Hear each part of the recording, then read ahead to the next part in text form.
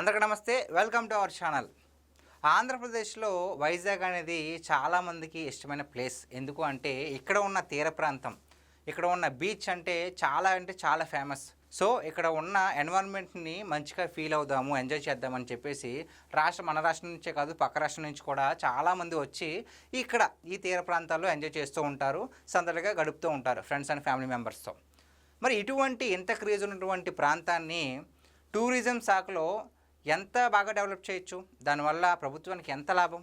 కానీ గత ప్రభుత్వ హయాంలో ఈ ప్రాంతాన్ని, వైజాగ్ ప్రాంతాన్ని ఇంత మంచి తీర ప్రాంతం పెట్టుకుని టూరిజం శాఖ అనేది అస్సలు ఫెయిల్ అయిందని చెప్పుకోవాలి. ఎందుకంటే టూరిజం శాఖ మంత్రిగా రోజా గారు అధికారాన్ని దుర్వినియోగం చేశారే తప్ప ఆ శాఖ ద్వారా ప్రభుత్వానికి లాభం చేకూర్చేలాగా ఒక్క పని కూడా చేయలేదు. పచ్చిగా చెప్పాలి అంటే అడ్డంగా దోచుకున్నారు తప్ప ఆ శాఖ ద్వారా ఉన్న అధికారాన్ని దుర్వినియోగం చేశారు తప్ప ఇంకేమీ లేదు.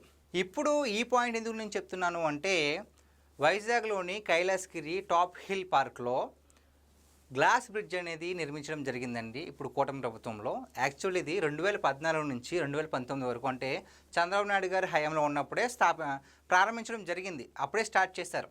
అది 50% కంప్లీట్ అయింది. కానీ తర్వాత జగన్మోహన్ రెడ్డి గారు వచ్చిన తర్వాత దీన్ని మొత్తానికి గాలి కుదిలేశారు, ఏం పట్టించుకోలే. మళ్ళీ ఇప్పుడు అధికారం కూటమి ప్రభుత్వానికి కాబట్టి దాన్ని పూర్తి చేసి ప్రతిష్టాత్మకంగా తీసుకుని, ఒక ఛాలెంజ్గా తీసుకుని వచ్చిన ఏడాదిలోనే పూర్తి చేసి ఇప్పుడు దాన్ని ప్రారంభించారండి. అదైతే చాలా అద్భుతంగా ఉంది. సో దాని విజువల్స్ ఒకసారి చూసే ప్రయత్నం చేద్దాం. సో చూసారు కదండి, ఇది డ్రోన్ షాట్ అనమాట. ఇది గ్లాస్ బ్రిడ్జ్. చుట్టూ చూస్తే అక్కడ కొండలు, అదేవిధంగా సముద్ర తీర ప్రాంతం, వైజాగ్ సిటీ మొత్తం కనిపిస్తూ ఉంది.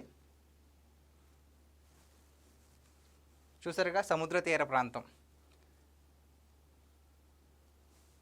మధ్యలో ఈ గ్లాస్ బ్రిడ్జ్ కనిపిస్తుందండి, గ్లాస్ బ్రిడ్జ్. సో ఇక్కడ ఒక వ్యక్తి నిలబడ్డారు చూసారా, అక్కడికి వెళ్ళి మొత్తం వ్యూ పాయింట్ చూస్తే ఆ ఫీలింగ్ ఎలా ఉంటుందో ఒక్కసారి మనం ఇమాజిన్ చేస్తేనే చాలా అద్భుతంగా అనిపిస్తుంది. సో ఇటువంటి గ్లాస్ బ్రిడ్జ్ని 7 కోట్ల రూపాయలతో నిర్మించి మంచిగా ఈ టూరిజం శాఖని డెవలప్ చేయొచ్చు, చాలామంది సందర్శిస్తారు.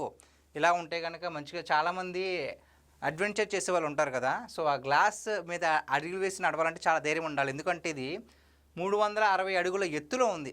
ఎంత, 55 మీటర్ల పొడవు. ఇప్పుడు దాకా మన దేశంలోని అతిపెద్ద గ్లాస్ బ్రిడ్జ్ అండి ఇది.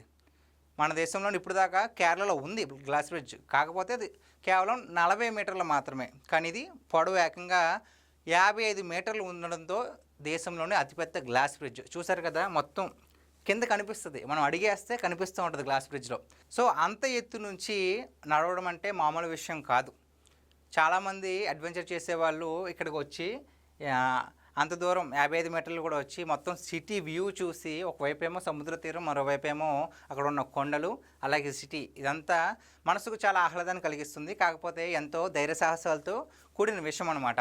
సో చాలామంది సాహసవంతులు ఏం చేస్తారంటే ఇలాంటి వాటిలో పార్టిసిపేట్ చేస్తారు. దీని కెపాసిటీ ఒకేసారి 40 మంది ఎక్కొచ్చండి. దాని కెపాసిటీ 40 మందికి ఉంది. సో 40 మంది దాకా వెళ్ళి మొత్తం అందరూ ఒకేసారి చూసే అవకాశం కూడా ఉంది. అంతేకాకుండా ఇలాంటి నిర్మాణాలు, ఇలాంటివి కట్టడాలు చేయడం వల్ల టూరిజంకి మంచి స్కోప్ ఉంటుంది. చాలామంది సందర్శించడానికి వస్తూ ఉంటారు. దానివల్ల చాలా లాభాలు ఉంటాయి. ఒకటి, టూరిజం శాఖ అభివృద్ధి అవుతూ ఉంటుంది, ప్రభుత్వానికి డబ్బు వస్తుంది. అంతేకాకుండా అక్కడ ఉన్న రవాణా, ట్రాన్స్పోర్ట్ కూడా చాలా బాగా జరుగుద్ది. అంతేకాకుండా వీటితో పాటు చిన్న చిన్న వ్యాపారస్తులు కూడా చాలా బాగా లాభపడతారు. చిన్న టీ కొట్టు పెట్టుకున్నా చాలు, చాలా మంచిగా లాభం చేకూరుతుంది. సో అలాంటి చిన్న చిన్న వ్యాపారస్తులు చాలా లాభం పొందే అవకాశం కూడా ఉంటుంది. ఇదే విధంగా మరి గత ప్రభుత్వంలో జగన్మోహన్ రెడ్డి గారు అధికారంలో ఉన్నప్పుడు ఇలాంటి నిర్మాణాలు కూడా ఒక 2 కట్టడాలు అయితే చేయడం జరిగింది. చాలా అద్భుతంగా, మామూలుగా కాదు. ఆ కట్టడాలు ఏంటి, అసలు ఏంటి అనేది ఒకసారి తెలుసుకునే ప్రయత్నం చేద్దాం. చూసారు కదండి, దీన్నే ఫ్లోటింగ్ బ్రిడ్జ్ అంటారు. సో ఈ ఫ్లోటింగ్ బ్రిడ్జ్ ఇది కూడా వైజాగ్లో నిర్మించడం జరిగింది. ఇది జగన్మోహన్ రెడ్డి గారి ఆధ్వర్యంలో ఉండగా జరిగిందనమాట. సో ఇలాంటివి పెడితే టూరిజం శాఖ బాగా అభివృద్ధి చెందుతుందని ఆయన అనుకున్నారు.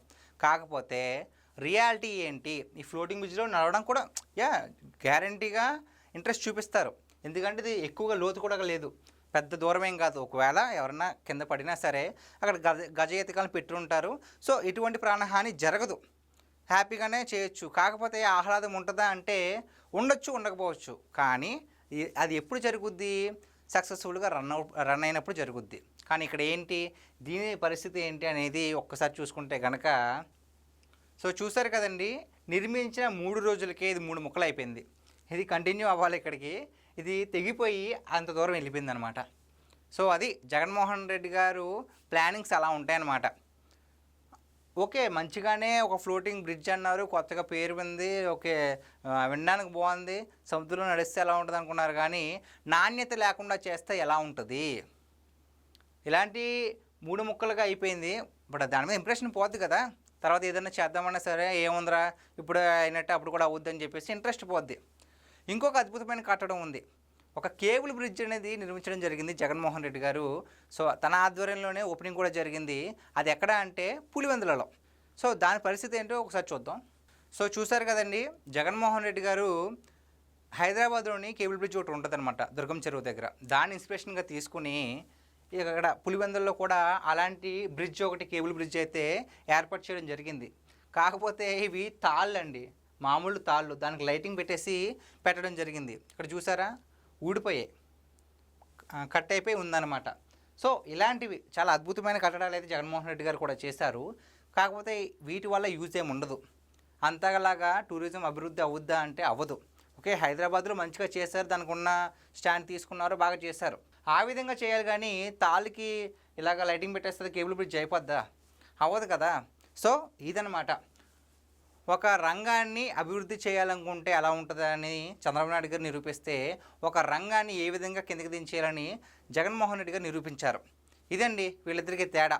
అంతేకాకుండా మనం కేవలం ఇది పర్యాటక శాఖ గురించే మాట్లాడుకోవట్లేదు, చాలా వాటిల్లో కూడా దేనైనా కొంచెం ముందు చూపు ఉంటే, కాస్త శ్రద్ధ తీసుకుంటే కనుక ప్రజలకు మంచి చేకూరిస్తే నెక్స్ట్ వాళ్ళే మనల్ని ఆదరిస్తారు. లేదు అధికారం మంది, మనం ఏం చెప్తే అది వింటారనుకుంటే కనుక గతంలో వచ్చిన ఫలితాల లాగే ఎప్పుడు కూడా వస్తూనే ఉంటుంది, ప్రజల్లో ఆదరణ తగ్గిపోద్ది. ప్రజెంట్ వాళ్ళ పరిస్థితి ఏంటో మనందరికీ తెలిసిందే. సో గైస్, ఇది ఈరోజు మన వీడియో. ఈ వీడియోపై మీ విలువైన అభిప్రాయాన్ని కామెంట్ రూపంలో తెలియజేయండి. Thank you.